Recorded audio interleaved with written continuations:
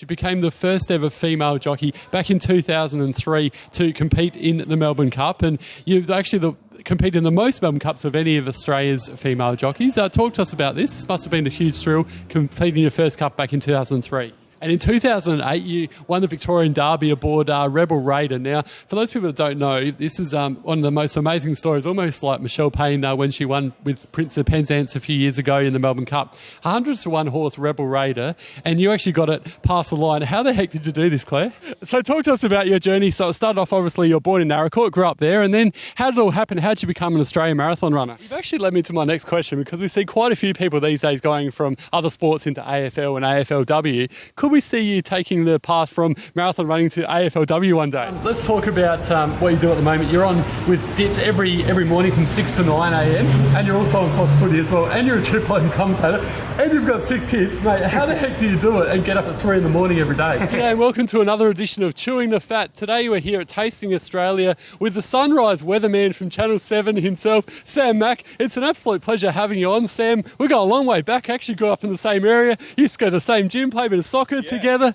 And it's a pleasure having you on, mate. What are you up to in Adelaide? That's actually my next question. The Indigenous round is quite special, no doubt, to Port Boys. And, really everyone in the AFL is starting to embrace it, which is just fantastic. And Sam Pepper has organised this amazing Guernsey this year. It's got all 45 players on the Guernsey. Talk to us about it, mate.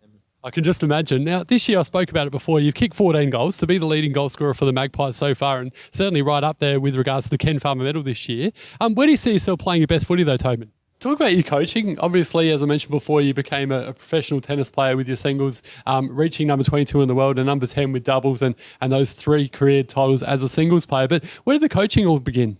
Well, Darren Killicale, it's been a pleasure having you on Chewing the Fat today, mate. Keep up the great work. Like I said before, hopefully Benjamin can follow in your footsteps, and we'll see you doing some great things in the future as a commentator, and keep up the good work, the coaching as well. Cheers, mate. Thanks so much. Cheers. And welcome to Roaming Bevo. Unfortunately, South Adelaide Panthers had a narrow loss 2-1 against the Adelaide Comets tonight. But the man speaking to us is Benny Dale. He's the coach of South Adelaide Panthers. Mate, desperately unlucky tonight. The boys put in a great performance. How'd you see the game? Robbie Parker, Mr. Kitchen.